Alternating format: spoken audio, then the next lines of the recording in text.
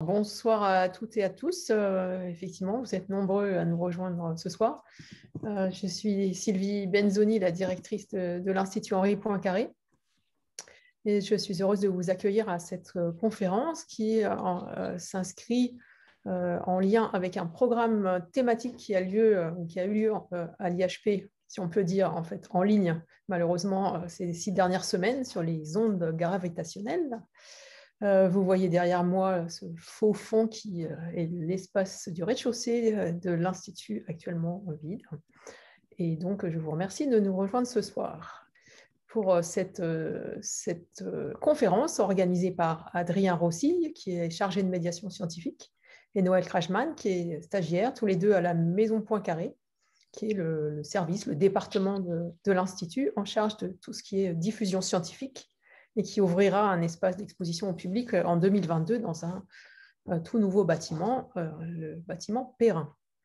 Donc, le sujet de la conférence ce soir est directement lié au programme et je voulais dire qu'il est aussi quelque part lié à l'histoire de l'Institut puisque, comme vous le savez, certainement, si vous êtes intéressé par le sujet, les ondes gravitationnelles avaient été prédites par Einstein, qui fut l'un des tout premiers invités, un premier visiteur étranger de l'Institut lors de sa création à la fin des années 20. Et je vous signale au passage que l'Institut a produit à l'occasion du centenaire de la théorie de la relativité générale un documentaire, un film documentaire, donc en 2015, qui est disponible sur demande. Voilà, donc je remercie énormément notre orateur de ce soir, Matteo Barsoulia, qui est directeur de recherche au CNRS, au laboratoire astroparticules et cosmologie à l'Université de Paris, qui nous fait le plaisir de nous donner cette conférence ce soir et j'espère de nous faire connaître un petit peu plus ce que sont les ondes gravitationnelles et à quoi elles sont utilisées en astronomie, astrophysique aujourd'hui. Voilà, je lui laisse la parole peut-être à nouveau à Noël, s'il y a encore des annonces. Et je vous souhaite une bonne soirée. Merci. Bonsoir à tous et à toutes. Nous sommes ravis de vous accueillir à la conférence intitulée « L'astronomie des ondes gravitationnelles ». Adrien Rossil et moi-même, Noël Krajman, seront les animateurs de cette conférence. Donc, comme je vous l'ai demandé tout au début, afin de garantir un moment agréable pour chacun, nous vous demandons de garder votre micro et votre caméra coupés tout le long de la conférence. En revanche, nous vous invitons fortement à intervenir via le chat qui se trouve à droite de votre écran ou en bas de l'écran avec la petite bulle « Converser ». Vous pourrez y poser toutes vos questions et nous, les animateurs, nous occuperons de les transmettre aux conférenciers durant le temps d'échange qui a lieu à la fin de la séance. Via le chat, vous pouvez aussi partager vos réactions et vos remarques et nous vous invitons à le faire, bien évidemment. Si vous rencontrez certains problèmes, vous pouvez également nous écrire via le chat et nous tenterons d'y remédier, même si nous ne sommes pas des magiciens. Donc, merci d'être là durant cette conférence et nous vous souhaitons donc un agréable moment et une très bonne conférence. Je vous donne maintenant la parole, Monsieur Matteo Barsoulia. Bonsoir et merci pour cette invitation. Comme on s'était dit, je suis chercheur au laboratoire astroparticules et cosmologie et je suis actuellement responsable projet Virgo pour la France et depuis 20 ans, je travaille dans le domaine des ondes gravitationnelles et plus en particulier sur le développement des détecteurs d'ondes gravitationnelles comme le détecteur Virgo. Donc, je vais partager mon écran. Est-ce que vous voyez l'écran? Vous pouvez me confirmer que oui. Oui, très bien. Oui, c'est très bien. Oui. Voilà, donc je voudrais vous raconter l'aventure dès la première détection des ondes gravitationnelles, des premières détections des ondes gravitationnelles. Ensuite, vous parler des résultats déjà obtenues et puis du programme scientifique des prochaines années. Donc, l'histoire commence en 1915-1916 avec Einstein. Donc, Einstein révolutionne la science et la théorie de la gravitation avec sa relativité générale. Et d'après la relativité générale, donc, la gravitation est un effet de la courbure de l'espace-temps. Donc, par exemple, dans cette image, hein, ce n'est qu'une image en 2 dimensions. Évidemment, ça ne reproduit pas la complexité de l'histoire, car l'espace, c'est un espace à 3, si on inclut le temps à 4 dimensions. La Terre, donc dans la théorie d'Einstein, la Terre tourne autour du Soleil à cause de la courbure que le Soleil produit autour de la Terre. Donc, cette théorie prévoit aussi l'existence de vibrations, de petites perturbations de la courbure qui se propagent comme des ondes et qui sont produites par des objets astrophysiques, comme par exemple ici dans cette image, 2 étoiles à neutrons ou 2 trous noirs qui tournent l'un autour de l'autre.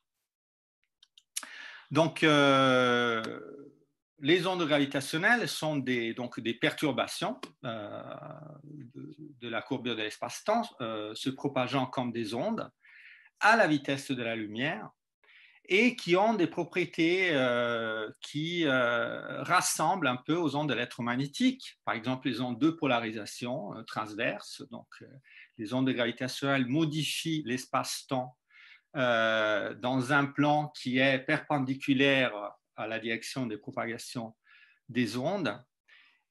Elles sont produites par l'accélération des masses, mais il faut que ces masses aient une distribution asymétrique.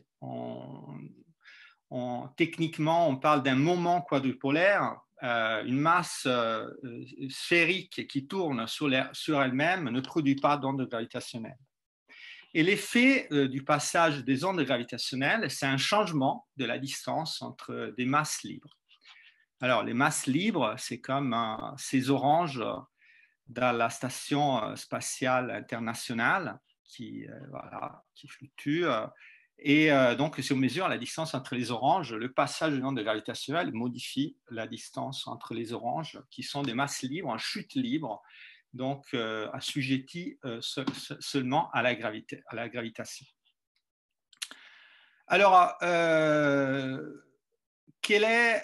pourquoi les ondes gravitationnelles ont été prédites en 1916 et détectées pour la première fois en 2015, donc après un siècle?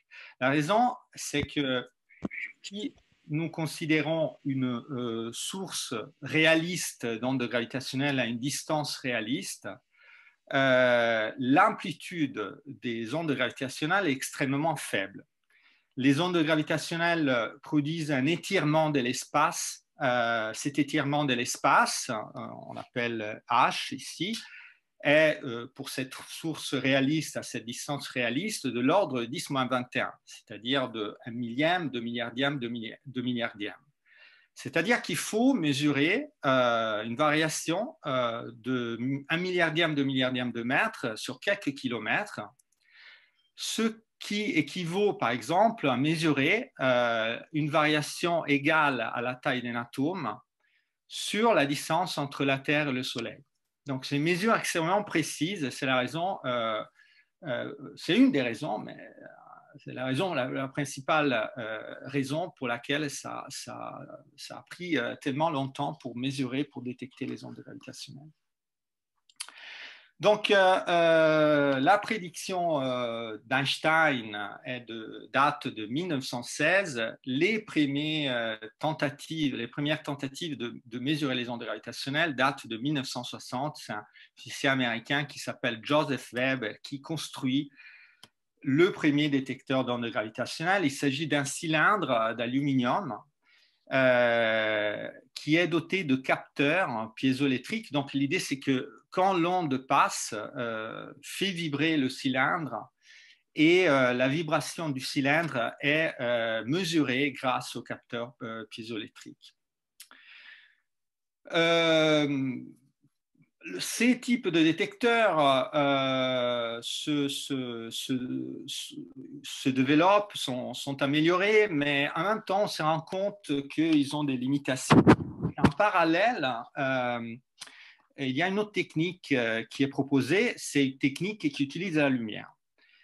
L'idée qui est montrée dans cette animation, c'est qu'on a un faisceau laser qui est divisé en deux parties.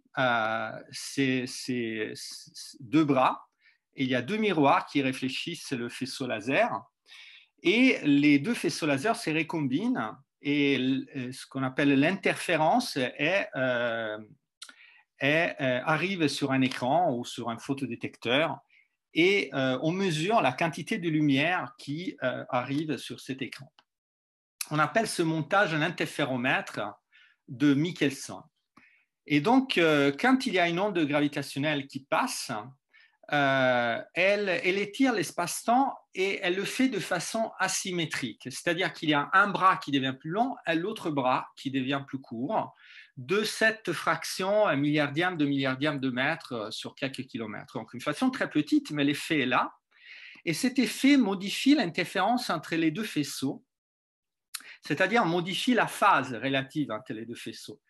Et puisqu'il s'agit de deux ondes, si la phase est modifiée, la phase relative, cela produit un changement de la puissance sur l'écran. Donc, en mesurant la variation de puissance sur cet écran, on peut mesurer le passage d'une onde gravitationnelle. Donc, cet interféromètre de Michelson traduit le passage de l'onde gravitationnelle en une variation de puissance sur l'écran ou sur le photodétecteur, donc qu'on peut traduire en un signal électrique qu'on peut enregistrer. Ça, c'est le principe qui est, disons, relativement simple, mais c'est l'amplitude très très petite de l'onde gravitationnelle qui rend cette mesure très très difficile.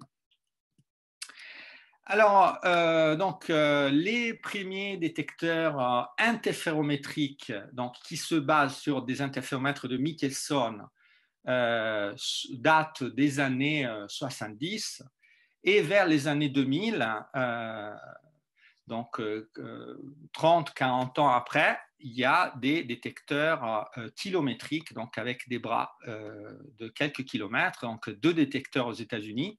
Virgo, donc c'est un projet initialement franco-italien à côté de Pise, et Geo, c'est un interféromètre avec des bras de 600 mètres en Allemagne, un projet anglo-allemand. Donc, c'est les détecteurs qui détecteront LIGO et Virgo, les ondes gravitationnelles 15 ans plus tard. Ils sont prêts vers les années 2000 et puis ils sont améliorés entre 2000 et 2015. Et l'histoire donc continue, et en 2015, les deux détecteurs LIGO, les deux détecteurs américains, à l'époque Virgo n'est pas encore opérationnel, détectent le premier signal, donc c'est le 14 septembre 2015, et cette figure montre le signal donc détecté par les deux instruments, et un rose et un bleu, et vous voyez que la forme est la même. Il s'agit de quelques cycles, mais quelques cycles contiennent la première détection d'ondes gravitationnelles et contiennent beaucoup d'informations sur la source qui a produit cette onde gravitationnelle. Donc c'est un signal qui dure quelques dixièmes de seconde. Vous voyez sur l'axe X le temps. Et sur l'axe Y, vous voyez l'étirement de l'espace, l'amplitude H dont on a parlé tout à l'heure, de l'ordre 10-21. Vous voyez que sur le sur le point où l'amplitude est la plus importante, nous avons exactement 10-21, donc l'amplitude dont on parlait tout à l'heure. Donc, qu'est-ce qu'a produit ce signal? Il s'agit de la fusion de deux trous noirs. Il s'agit de deux trous noirs, vous le voyez dans cette animation, un trou noir de 36 fois la masse du Soleil et un trou noir de 29 fois la masse du Soleil, qui orbitent l'un autour de l'autre, et pendant ce mouvement, ils émettent des ondes gravitationnelles, ils perdent de l'énergie, et quand ils perdent de l'énergie, ils spiralisent, et donc la période devient plus courte, la fréquence orbitale devient plus importante jusqu'à la fusion, et ils fusionnent et ils deviennent un trou noir. Pardon. Excusez-moi, je voulais vous montrer à nouveau la fusion. Ils deviennent un trou noir final qui a une masse qui est légèrement plus faible que la somme des masses de deux trous noirs, parce qu'une certaine quantité, une fraction de la masse a été convertie en énergie avec la formule E égale mc carré, en énergie sous forme d'onde gravitationnelle. Donc, voici les propriétés de ce que nous avons appelé GW15 et O914. Donc, c'est la première détection, le premier signal d'onde gravitationnelle. Donc, le signal reconstruit, on l'appelle un chirp en anglais, un gazouillement, donc un signal qui augmente en amplitude et en fréquence avec le temps à cause de ce mouvement de spiralisation. Et donc à la fin, il y a la fusion. Et vous voyez ici, ce qui est intéressant, c'est cette courbe verte qui montre la vitesse relative des deux objets dans une unité qui est en fraction de la vitesse de la lumière. Donc, vers la fin, avant la fusion, les deux objets orbitent à une vitesse relative qui est la moitié de la vitesse de la lumière. Donc, nous avons deux objets qui font 30 fois la masse du Soleil, qui se déplacent à une vitesse qui est la moitié de la vitesse de la lumière. C'est un peu comme faire de la physique de particules. Donc, vous savez qu'au CERN, il y a des particules qui sont accélérées à des vitesses proches de la vitesse de la lumière, mais ce sont des particules élémentaires. Là, il s'agit de corps qui ont 30 fois la masse du Soleil. Donc, c'est un événement extrêmement violent. Et pendant cette fusion, il y a trois masses solaires qui sont converties en énergie, donc une quantité de masse incroyable, en une fraction de seconde. Et la masse divisée par le temps, on l'appelle la puissance, donc, ou la luminosité. Et donc, la luminosité de cet objet, c'est cette quantité qui est plus grande que la luminosité de l'univers dans son ensemble émise en ondes électromagnétiques. C'est-à-dire, si vous considérez la luminosité d'une étoile, vous la multipliez par le nombre d'étoiles d'une galaxie, et vous multipliez cela par le nombre de galaxies, vous avez la luminosité de toutes les étoiles de l'univers. La luminosité de cet objet en ondes gravitationnelles est plus grande de la luminosité de l'ensemble des étoiles de l'univers. Donc, c'est un événement extrêmement violent. Alors, c'est évidemment une découverte exceptionnelle. Donc, en 2017, il y a eu ce prix Nobel à un des pères des interféromètres pour la détection des ondes gravitationnelles, Ray Weiss, deux physiciens américains qui ont contribué beaucoup, notamment avec le projet LIGO à cette découverte. Donc, revenons quelques minutes sur comment mesurer cette variation de milliardième de mètre sur 3 km. Donc, 10-18 mètres sur 3 km. Donc, il y a plusieurs défis. Alors, ici, j'ai noté quelques des défis que nous avons. Il y en a énormément. Mais alors, le premier défi, c'est le bruit sismique. Donc, la Terre vibre. Et la Terre vibre beaucoup, beaucoup par rapport à ce que l'on veut mesurer. Donc, tous les quelques secondes, la Terre vibre de 10-6 mètres, d'un micromètre, d'un millionième de mètre. Mais nous voulons mesurer des variations de l'ordre de 10-18 mètres. Donc, nous devons atténuer le bruit sismique d'un facteur au moins 10 puissance 12.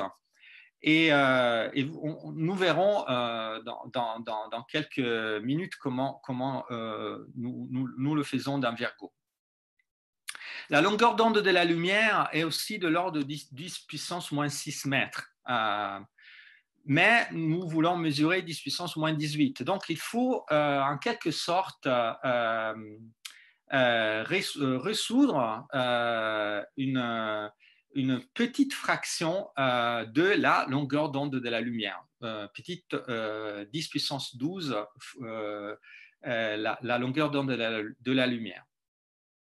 Les atomes des miroirs vibrent parce que tout vibre dans l'univers. On appelle ça la température. Être à une certaine température, ça veut dire que c'est une mesure moyenne de la vibration des atomes. Cette vibration des atomes représente un bruit pour l'instrument, car le faisceau laser qui se réfléchit sur les miroirs voit des miroirs qui vibrent. Et puis tout, absolument tout, dans un instrument vibre. Il y a la climatisation, l'électronique crée des bruits, tout produit du bruit. Et il faut faire attention à ne pas produire du bruit nous-mêmes avec l'instrumentation. Donc, c'est vu la quantité que l'on veut mesurer, il faut prendre énormément de précautions. Il faut faire une véritable chasse au bruit pour arriver à ce type de sensibilité. Donc, quelques informations peut-être un peu plus techniques sur comment obtenir ces sensibilités. Alors, il faut avoir des bras très longs de l'interféromètre Michelson. L'onde gravitationnelle produit un étirement de l'espace. Donc, plus nous avons des bras longs, plus l'étirement est grand. C'est comme dans un élastique et le signal augmente. En plus, pour augmenter le signal, nous faisons faire comme des allers-retours de la lumière dans les bras. Donc, nous augmentons de façon artificielle le parcours de la lumière dans les bras. On fait ça avec des cavités optiques, on les appelle les cavités Fabry-Perot. Et donc, nous avons des parcours effectifs de jusqu'à 1000 km quand le parcours physique du faisceau laser est de quelques kilomètres. Ceci est le schéma d'un détecteur réel. Je l'ai mis juste pour donner un peu le sens de la complexité de cet instrument. C'est bien sûr un interféromètre Michelson, mais que nous avons modifié pour augmenter. Nous avons modifié le schéma optique pour augmenter le signal au maximum. Alors, comment réduire le bruit sismique? Alors, nous utilisons des pendules. Le pendule, c'est un objet fascinant parce que vous pouvez essayer, si vous avez il s'agit d'un fil et d'une masse attachée à un fil. Donc là, c'est le miroir de l'interféromètre qui est suspendu. Et le pendule a une propriété qui est que quand vous déplacez le point de suspension lentement, l'objet suspendu suit le point de suspension. Quand vous déplacez le point de suspension rapidement, l'objet suspendu ne suit plus le point de suspension. On appelle cela un filtre passe-bas, c'est-à-dire au-dessus de la fréquence de résonance de ce pendule, le bruit, le mouvement du point de suspension, donc le bruit sismique, car le point de suspension attaché à la Terre, le bruit sismique est filtré. Et nous utilisons des chaînes de pendules en cascade. Et donc là, c'est un peu technique, mais ça explique un peu de façon un peu plus, disons, mathématique ce que je viens de dire. Quand la fréquence à laquelle, donc la fréquence du point de suspension, donc la fréquence de l'onde gravitationnelle est supérieure à la fréquence de résonance du pendule, le pendule, c'est un filtre. Et si nous considérons une cascade de filtres, nous filtrons énormément le bruit sismique. Alors, l'autre ingrédient fondamental de l'interféromètre, c'est les miroirs. Alors, les miroirs doivent avoir des propriétés optiques et mécaniques très, très poussées. La surface du miroir doit être très, très plane, donc une planéité de l'ordre de moins d'un milliardième de mètre. Donc, il y a des bosses, des petites montagnes de moins d'un milliardième de mètre sur une surface de 35 cm. Si la surface a des bosses plus importantes, on risque de dégrader le faisceau laser, donc de dégrader la sensibilité de l'interféromètre. Les propriétés mécaniques sont très importantes aussi parce qu'elles déterminent la quantité de vibration des atomes. Alors, je n'ai pas le temps pour développer ces concepts, mais plus le miroir a des pertes mécaniques, plus les atomes ont une vibration qui nous embête, qui dégrade la sensibilité de l'instrument. Donc, il y a un soin très important pour le miroir. Le miroir, c'est vraiment l'objet clé du détecteur. Et ici, j'ai mis quelques photos juste pour montrer pour donner un peu un goût de ce que c'est un détecteur. Ici, c'est la partie de la partie de la source laser. Donc, il s'agit d'un laser avec énormément de composants optiques pour nettoyer le laser, pour faire une mise en forme du faisceau laser avant l'entrée dans l'interféromètre. Il y a des bancs optiques suspendus. Alors, il faut remarquer la largeur de ces optiques. C'est des faisceaux laser qui sont très, très grands. Nous sommes habitués aux pointeurs laser, mais là, c'est des faisceaux laser qui font des diamètres de 10 cm. Tous ces composants sont sous vide. Là, c'est une petite chambre à vide. Là, il y a quelqu'un qui fait des manipulations, mais ensuite, on ferme la chambre à vide. Et si vous remarquez en haut, c'est une suspension sismique. Donc, il y a des chaînes des pendules qui vont suspendre ce banc optique. Donc, c'est des composants optiques suspendus et sous vide. Et les faisceaux laser se propagent dans des tubes à vide. Donc, c'est un gros volume de vide, 6000, 7000 mètres cubes de vide. Il y a ici les suspensions sismiques et ici, c'est les 2 bras de 3 km. Donc, revenons aux détections des ondes gravitationnelles. Donc, nous avons parlé de la première détection, donc le 14 septembre 2015, c'était 2 interféromètres, les 2 LIGO aux États-Unis, donc un sur la côte ouest, un sur la côte est. Et au mois d'août 2017, un 3e détecteur arrive, c'est Virgo.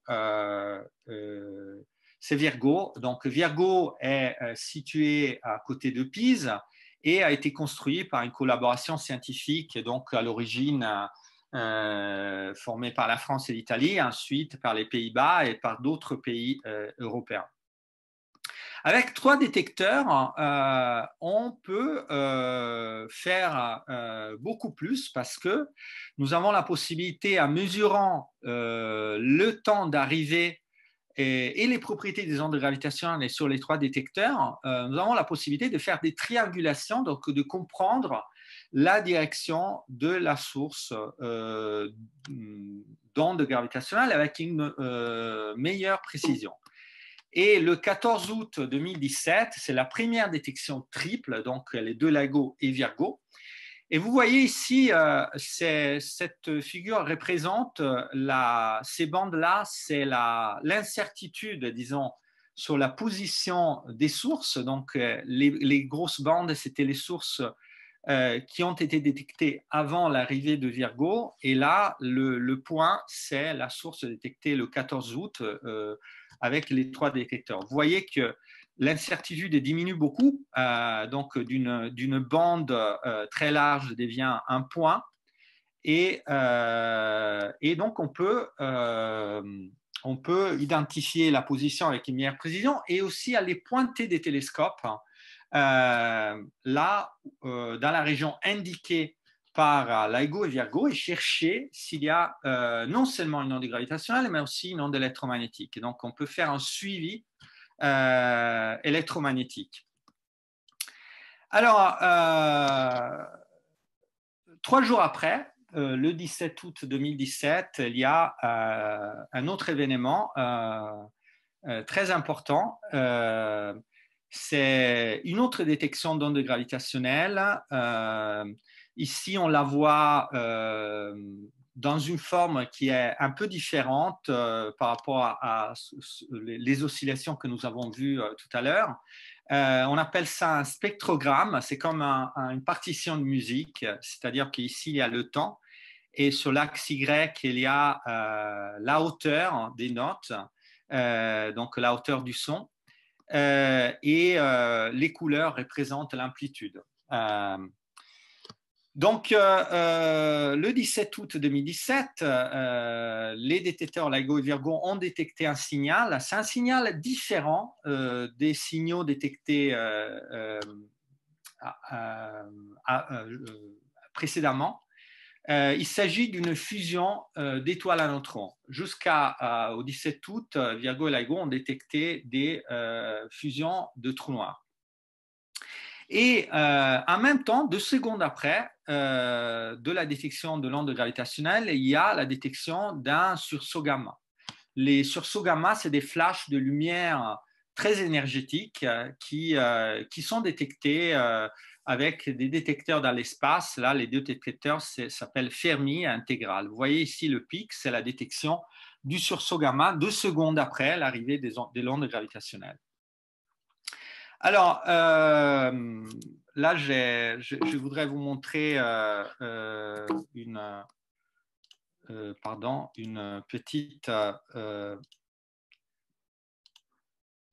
petite animation de montrer.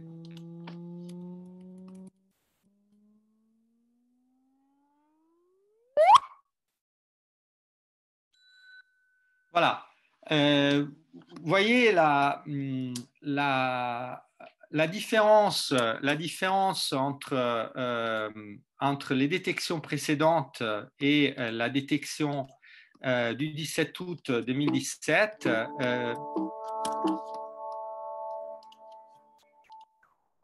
Excusez-moi. Hein. La détection la différence entre la détection entre les détections précédentes et la détection du 7 août 2017, c'est que ici le signal est beaucoup plus long, les objets sont beaucoup plus légers et il y a non seulement une onde gravitationnelle, mais aussi de la lumière. Alors, je vais faire un petit détour avant de revenir aux ondes gravitationnelles sur l'astronomie. Alors, vous savez que l'astronomie moderne naît avec Galilée. Quand Galilée, au début du XVIIe siècle, pointe son télescope dans le ciel et découvre par exemple les satellites de Jupiter et d'autres phénomènes astronomiques. Depuis Galilée, pendant 4 siècles, l'astronomie a été un processus d'amélioration des instruments, donc passer de la lunette de Galilée à des instruments plus grands, de meilleure qualité, dans des meilleurs emplacements. Et puis finalement, en regardant plusieurs longueurs d'onde, non seulement l'optique, mais aussi toutes les longueurs d'onde, toutes les fréquences du spectre électromagnétique. Donc, nous sommes passés à la lunette de Galilée à des emplacements dans des déserts. et aussi dans l'espace. Donc, vous voyez ici une photo de Hubble Space Telescope.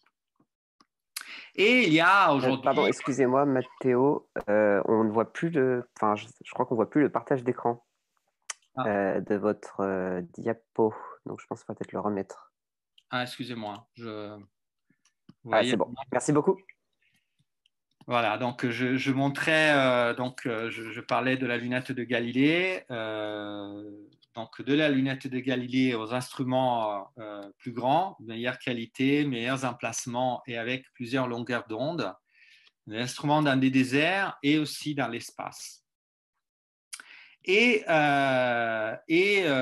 dans des longueurs d'onde différentes, par exemple des radiotélescopes que vous voyez ici, et des instruments dans l'espace qui détectent de rayons X ou gamma. Alors, on pourrait comparer l'astronomie jusqu'aux ondes gravitationnelles comme regarder et l'astronomie des ondes gravitationnelles comme écouter. Donc, juste entre 1610 et 2015, il y a eu l'astronomie a utilisé la lumière. Ensuite, entre 2015 et 2017, nous avons écouté, c'est évidemment une image. Et avec le 17 août 2017, pour la première fois, nous avons la détection jointe des ondes gravitationnelles et de lumière. Donc, nous regardons et nous écoutons. Et alors, LIGO et Virgo donnent la position de la source dans le ciel de cette fusion d'étoiles à neutrons. Et il y a une soixantaine de télescopes qui vont se pointer dans cette direction dans le ciel, du ciel, et ils découvrent non seulement qu'il y a un sursaut gamma, mais un transitoire optique qui au début est bleu et qui vire en quelques jours au rouge. Et là, vous voyez l'image de ce transitoire optique dans la banlieue de cette galaxie. Ici, vous voyez tous les petits points représentent tous les télescopes qui ont observé cet événement, donc GW17, 08, 17. Et ils ont fait des observations sur tout le spectre électromagnétique. Et ces observations combinées de lumière et d'ondes gravitationnelles ont produit plusieurs résultats. La lumière, les ondes gravitationnelles donnent en effet des informations différentes sur le même phénomène.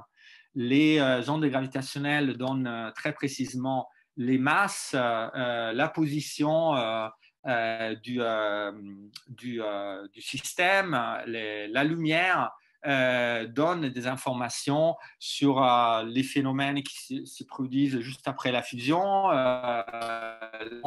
et d'autres processus. Donc, par exemple, l'observation multimessager, donc avec plusieurs messagers cosmiques des GW17, 08, 17, a mis en évidence un lien entre des sursauts gamma courts, moins une fraction de sursauts gamma courts et les fusions d'étoiles à neutrons. Et aussi en regardant la lumière émise après cette fusion par l'ensemble de ces télescopes électromagnétiques, il y a eu une mise en évidence du lien entre les fusions d'étoiles à neutrons et l'origine des éléments lourds comme l'or. Donc ça, c'est juste des exemples des résultats qui ont été produits grâce à l'observation multimessager de cet événement le 17 août 2017. Donc, un petit bilan 5 ans après des observations des ondes gravitationnelles. Donc, aujourd'hui, nous avons détecté 50 sources dans 3 campagnes d'observation entre 2015 et 2020. Et il y a eu plusieurs résultats sur de la physique fondamentale, donc test de la relativité générale, astrophysique, cosmologie, étude de la matière nucléaire. Donc, je vais dire quelques mots pour chacune de ces parties. Donc, sur la relativité générale, donc, nous avons pu effectuer la première détection d'une onde gravitationnelle, donc vérifier une prédiction centrale de la théorie. Donc, la gravité se propage comme une onde. Nous avons pu vérifier que les ondes gravitationnelles se propagent à la même vitesse que la lumière, et cette mesure a été faite grâce à la détection conjointe du sursaut gamma et de l'onde gravitationnelle, donc il y a 2 secondes d'écart sur un voyage qui dure plus de 100 millions d'années. Et donc, les deux messagers, l'onde gravitationnelle et la lumière, se propagent à la même vitesse avec une précision de un millionième de milliardième. Et toutes les propriétés, on a pu tester toutes les propriétés des ondes gravitationnelles et montrer qu'ils sont en accord jusqu'à présent avec la relativité générale. Donc, la polarisation des ondes, la propagation des ondes, la génération des ondes, la forme des ondes. Donc, la relativité générale a passé pour l'instant tous les tests. Pour ce qui concerne l'astrophysique, nous avons pu observer les premières observations de fusion de 2 étoiles à neutrons. Nous en avons observé 2 pour l'instant. Une avec la lumière, nous avons observé que l'onde gravitationnelle. Nous avons pu observer les premières fusions de 2 trous noirs, et nous avons mis en évidence une nouvelle population de trous noirs. Vous la voyez ici, donc sur l'axe Y, il y a la masse des objets en unité de masse solaire. Et en violet, c'est les systèmes, c'est les trous noirs détectés avec les ondes électromagnétiques. Vous voyez ici que les systèmes détectés avec les ondes gravitationnelles ont une masse plus importante. Et donc, c'est l'ouverture d'une nouvelle fenêtre qui permet d'observer des nouveaux objets. Parmi ces nouveaux objets, nous avons récemment observé un trou noir de masse intermédiaire. Donc, on appelle un trou noir de masse intermédiaire un trou noir d'une masse supérieure à 100 fois la masse du Soleil. Donc, c'est un objet la détection de cet objet élargit la zoologie des objets qu'on a détectés avec Virgo et LIGO, et c'est très important pour comparer les objets mesurés avec les modèles astrophysiques. Et nous commençons à faire des statistiques sur les objets. Donc, avec 50 sources, on peut commencer à non seulement regarder les objets isolés, mais à regarder les propriétés des ensembles des objets. Par exemple, ici, vous voyez dans cette figure la masse du premier trou noir, la masse du deuxième trou noir. On commence à faire des courbes, on commence à faire des statistiques sur la distribution des masses de trous noirs en cherchant, en voyant s'il y a des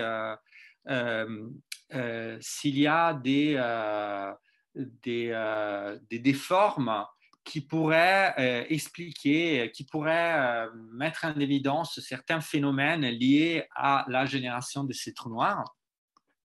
Et donc, on commence à faire un peu comme le diagramme HR pour les étoiles, donc à regarder des propriétés statistiques sur des ensembles d'objets et non seulement à regarder des objets isolés.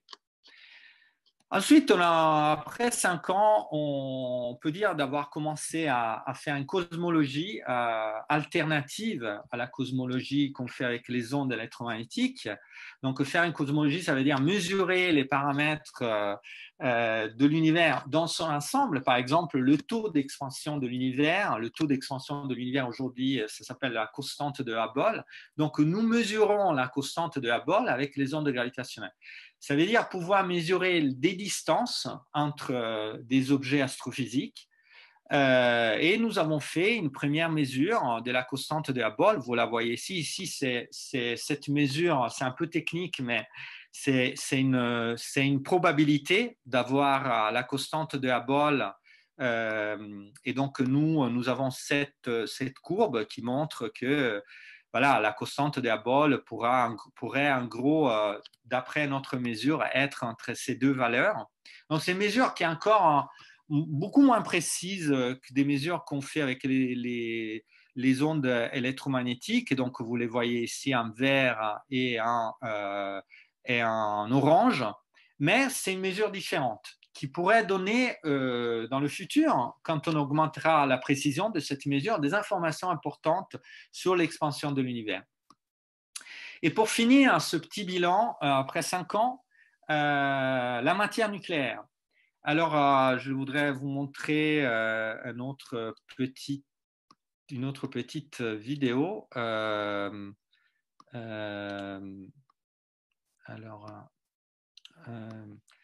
Quand nous avons 2 étoiles à neutrons qui fusionnent, il y a un effet de marée. Donc, il y a la gravité d'une étoile qui déforme l'autre.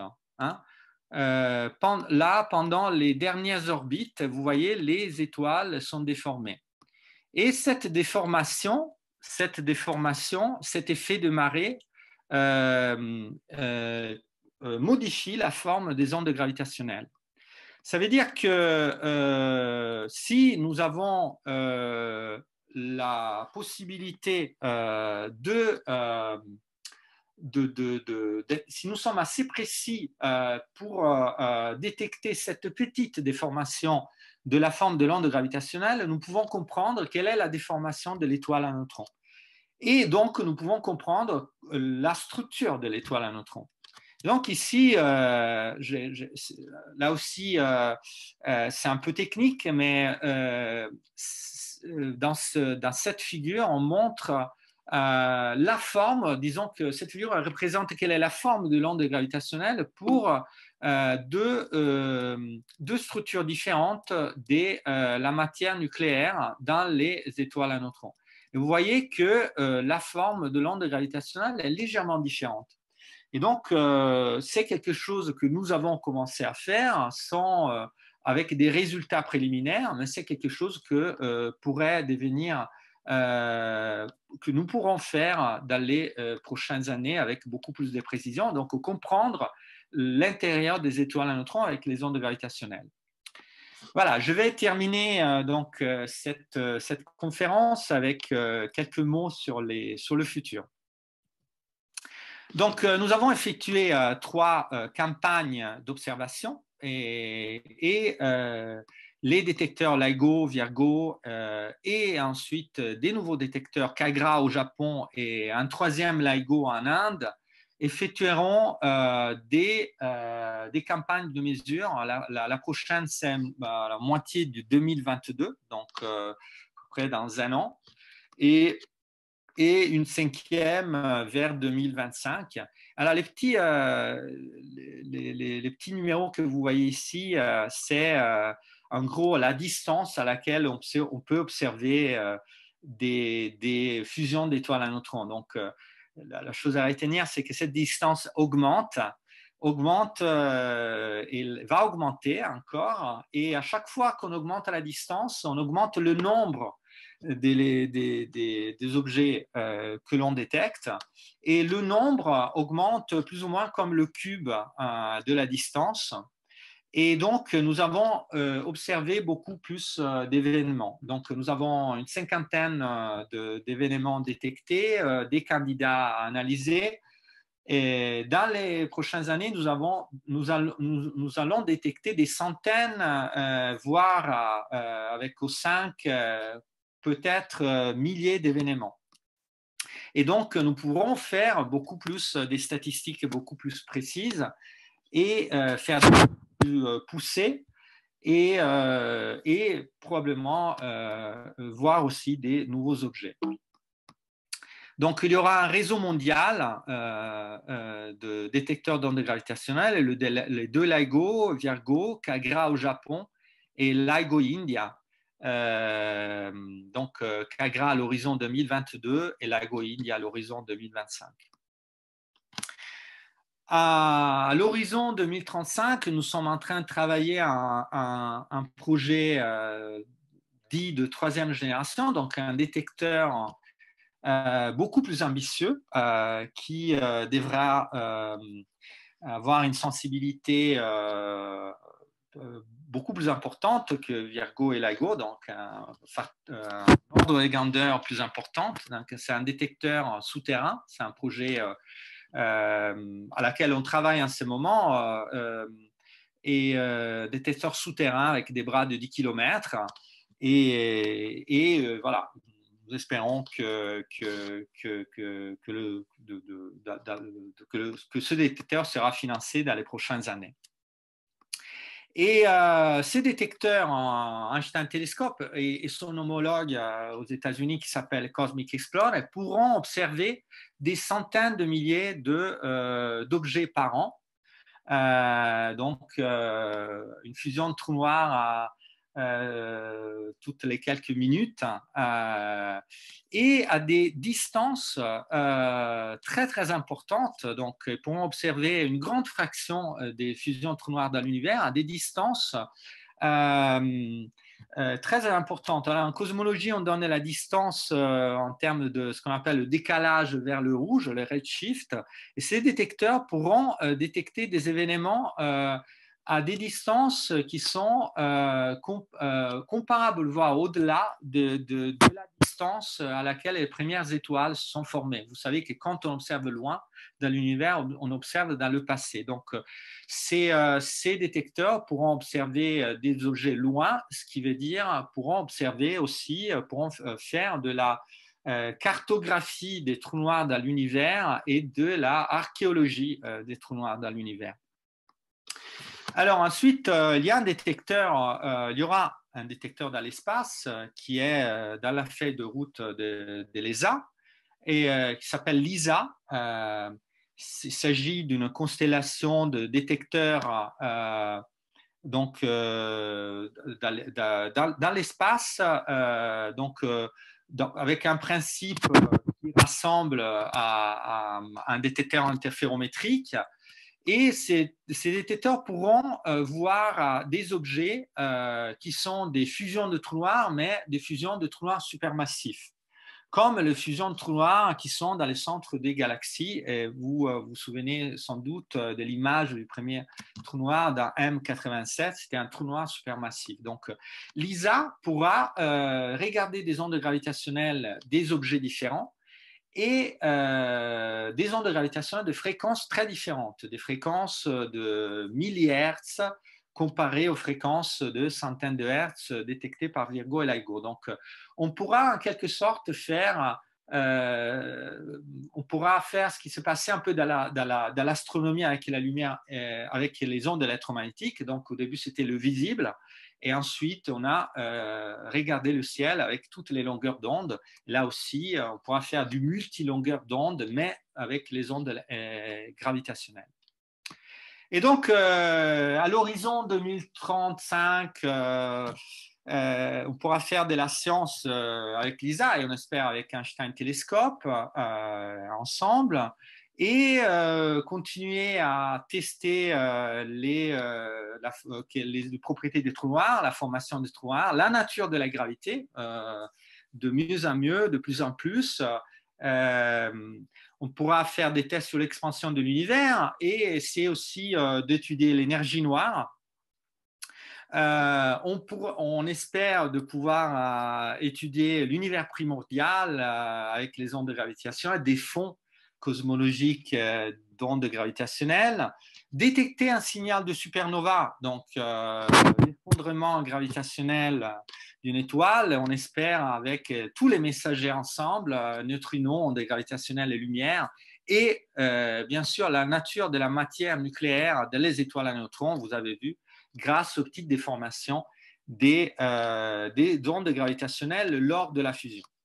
Et donc pour conclure, la première détection des ondes gravitationnelles a été une aventure qui a duré un siècle, de 1916 à 2015, une aventure qui a requis des détecteurs capables de mesurer des variations de distance 1 milliardième de mètre sur quelques kilomètres. Donc, avec des filles au niveau des filles instrumentales incroyables. Des détecteurs que nous continuons à améliorer. Je n'ai pas le temps d'en parler, mais nous sommes en train d'améliorer avec des techniques qui essaient de jouer avec les limites de la mesure, avec des techniques qui rejoignent les limites de la mesure et les limites imposées par la mécanique quantique. Et en 5 ans, les ondes gravitationnelles ont déjà permis d'effectuer des tests puissants de la relativité générale et alternatifs de la relativité générale, de découvrir de nouveaux objets astrophysiques, de mesurer de façon différente l'espace de l'univers, de découvrir des liens entre certains phénomènes astrophysiques comme la fusion d'étoiles à neutrons et la production d'éléments chimiques lourds ou les sursauts gamma. Et les prochaines années seront sans doute pleines de surprises. Merci beaucoup.